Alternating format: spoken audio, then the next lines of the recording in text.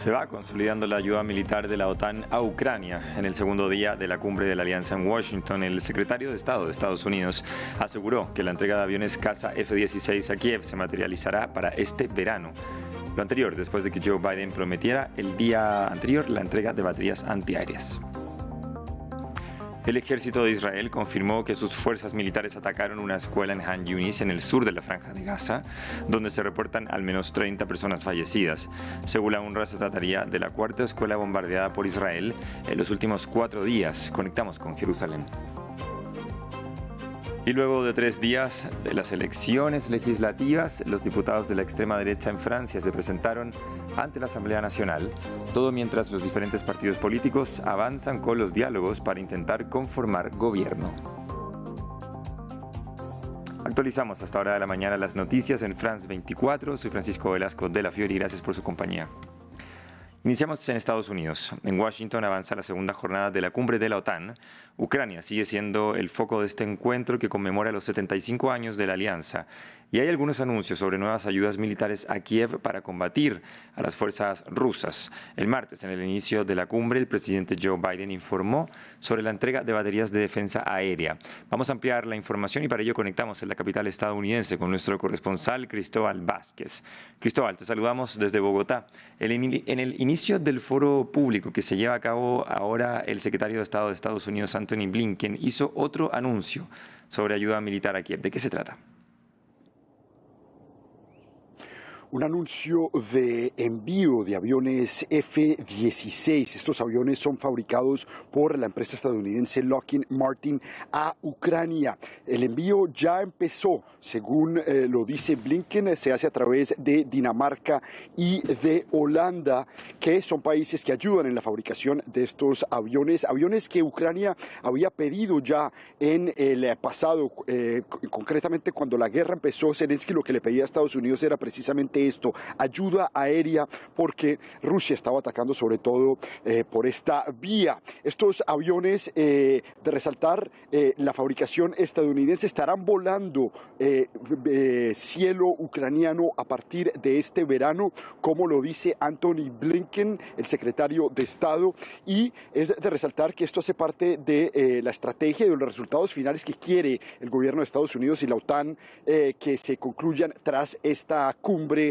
anual. Entre estos resultados está precisamente el aporte y el compromiso de $40.000 millones precisamente en ayuda militar y el envío de un representante general de la OTAN a Kiev permanente para que desde allá esté coordinando lo que sería la entrada irreversible de Ucrania a la OTAN, que, como hemos conocido también en las últimas horas, se filtró parte del texto de la declaración final de esta cumbre, donde incluye precisamente este deseo y este enunciado y esta palabra de irreversibilidad que ha sido cuestionada y se le preguntó a las autoridades estadounidenses en los días anteriores a la cumbre. Ellos no quisieron comprometerse, pero ahora se filtra que efectivamente el comunicado va a decir que la entrada de Ucrania a la OTAN es irreversible y que parte de este comunicado es tratar de limar el resto de detalles que están pendientes precisamente para la entrada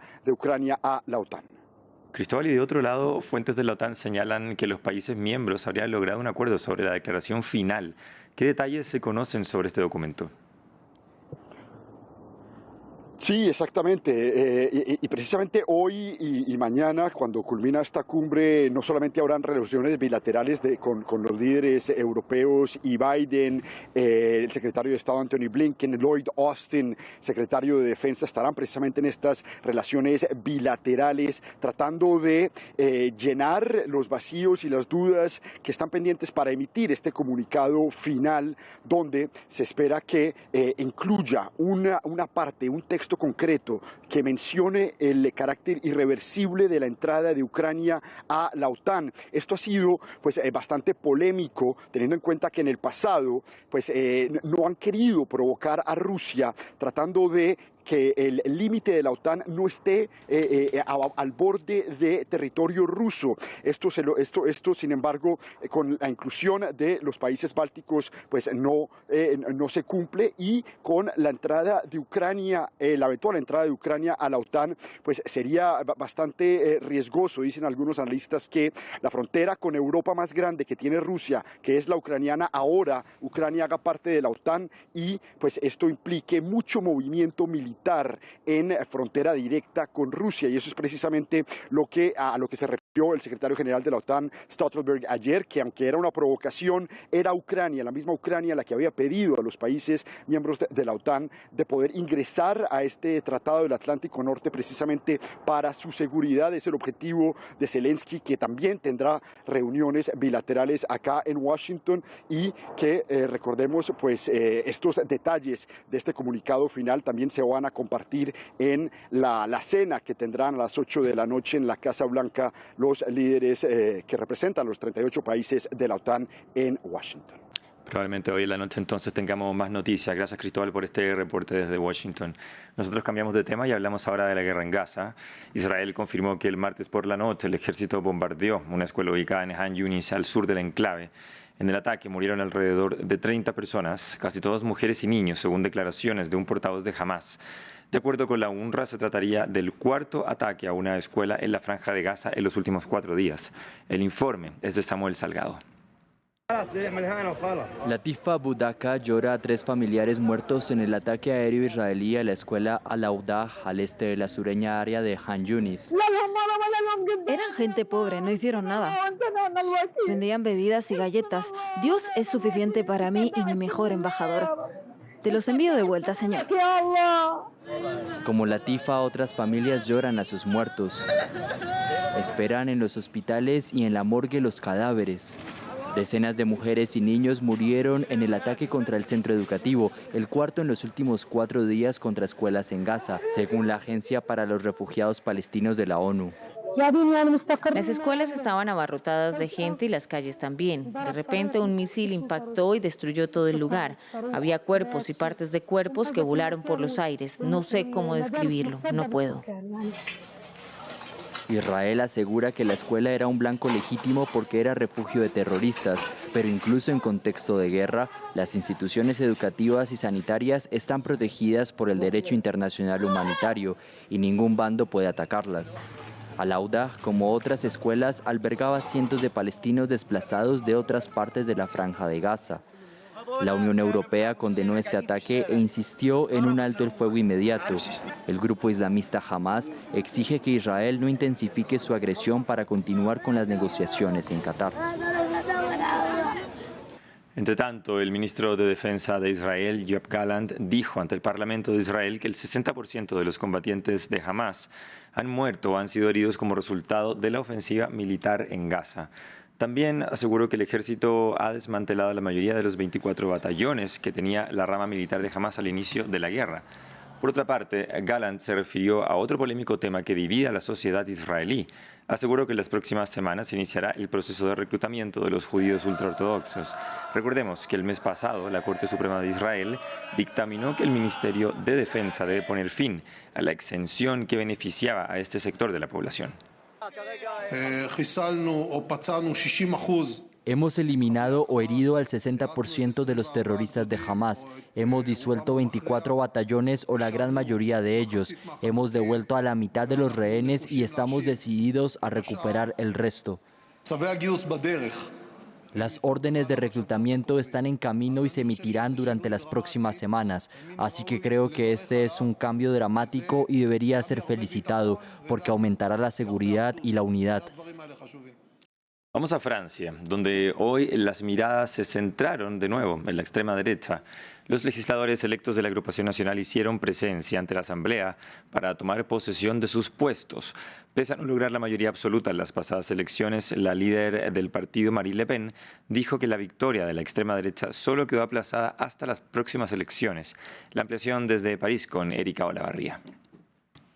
como ha ocurrido desde el lunes, los diputados están llegando, los diputados electos tienen 5 días para tomar posesión de sus cargos en la Asamblea Nacional y hoy les tocó a los diputados de la extrema derecha con un día radiante bajo un sol maravilloso. Marine Le Pen entró rodeada de más de 140 diputados, son 122 de Agrupación Nacional su partido y el resto son aquellos del Partido de los Republicanos y Eric Ciotti, con los que obtuvieron más de 10 millones de votos. Y justamente ella insistió en ese hecho, que su partido sigue siendo el partido más votado. A ella le parece que el bloqueo republicano que hicieron el centro y la izquierda es una manera de ir contra la representación democrática que exige justamente un régimen como el francés, pero ella dice que la victoria no ha sido sino pospuesta, sigue soñando con ser presidenta en el año 2027, por ahora es la presidenta de su grupo, como ya lo era en la legislatura pasada y como ella quería hacer desde que dejó la presidencia de su partido. Jordan Bardella le entregó un mensaje a sus diputados, les dijo que fueran irreprochables. Recordemos que muchos de ellos en la recta final de las elecciones, y se cree que por eso el partido perdió algunos votos o diputados, cometieron grandes errores, hicieron declaraciones racistas, antisemitas o no sabían explicar sus programas en los debates. Por lo mismo él ya había hecho un mea culpa de la elección de esos candidatos. A los que fueron electos le pidió justamente que no tuvieran ninguna falta. Y entre tanto avanzan los diálogos de los diferentes partidos políticos con miras a intentar formar gobierno. Este miércoles ha tomado fuerza la idea de que el bloque de centro del presidente Emmanuel Macron se alíe con la derecha de los republicanos para lograr mayorías. Una propuesta que nace de representantes del macronismo como el ministro del Interior Gérald Darmanin. Mientras que por parte de la izquierda, el nuevo Frente Popular volvieron a hacer un llamado a Macron para que respete el resultado de las elecciones y llame a formar gobierno a un integrante de esta coalición. Ya han pasado 3 días desde que se anunciaron los resultados de las elecciones y nadie ha sido llamado a formar gobierno, ni se le ha dicho que será convocado, y no hay signos de voluntad de proporcionar los comienzos de una respuesta a la situación. Dejemos Francia y cambiemos de tema. En Ecuador, la Asociación de Fútbol Profesional, según ellos, el 70% de los jugadores que han terminado sus carreras deportivas viven en situación vulnerable. Es por ello que la Asamblea Nacional avanza la discusión del llamado proyecto de ley orgánica del futbolista profesional. Entre las demandas que se busca mejorar la normativa se encuentran la falta de seguridad social, contrataciones justas y la discriminación en el fútbol femenino. Nuestro corresponsal Gustavo Ortega nos cuenta más detalles en el siguiente informe. Carlos Tenorio es un exmundialista del fútbol ecuatoriano. Ha cambiado los zapatos de jugador por los de dirigente, con el fin de impulsar el proyecto de ley orgánica del futbolista profesional para proteger a los jugadores durante su carrera y al finalizarla. El 60 o el 70% de nuestros colegas exjugadores hoy pasan situaciones difíciles. ¿Por qué? Porque se les ha irrespetado su derecho, su aportación al seguro social. Este proyecto plantea duración del contrato, derechos de jubilación patronal, pago de utilidades, entre otros. También expone el apoyo al fútbol femenino. María Isabel Carrera es exjugadora, actualmente dirigente deportiva del equipo femenino Espuse. Opina que la profesionalización de mujeres en Ecuador es un camino difícil y reclama la falta de inversión, canchas de juegos, paridad salarial y derechos de maternidad.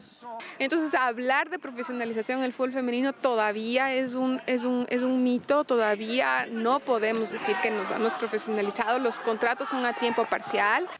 De pasar este proyecto en el legislativo, los equipos de fútbol deberán afiliar al futbolista profesional a la seguridad social, brindar servicio médico, alimentación y hospedaje. El equipo Independiente del Valle se ha planteado superar lo establecido en la propuesta y está formando nuevos talentos, algunos de ellos rescatados de las calles. Jimmy Arias es el líder de 9 escuelas de formación donde se entrena a 2.000 aspirantes. Darles alimentación, darles estudio, darles una vivienda, tratarles médicamente bien y dar esa oportunidad de ver si en lo posible pueden llegar a jugar fútbol profesional. Otro de los puntos importantes de la propuesta es mejorar la calidad de vida de los futbolistas retirados. Según la Asociación de Fútbol Profesional, 70% de los jugadores viven en situación vulnerable tras concluir sus carreras deportivas. En 7 meses se podría saber si la ley será aprobada y si protegerá a cerca de 800 deportistas distribuidos en 78 clubes. Y finalizamos con información deportiva porque hoy se juega la segunda semifinal de la Eurocopa de fútbol entre Inglaterra y Países Bajos. En la final los espera España, que ayer venció a Francia, y en este lado del mundo Uruguay y Colombia buscarán el segundo cupo de la final. Anoche Argentina venció 2-0 a Canadá y espera por el vencedor del duelo entre charrúas y cafeteros. A esperar entonces el partido de esta noche. Cerramos así el bloque de noticias. Sigan France 24, ya regresamos.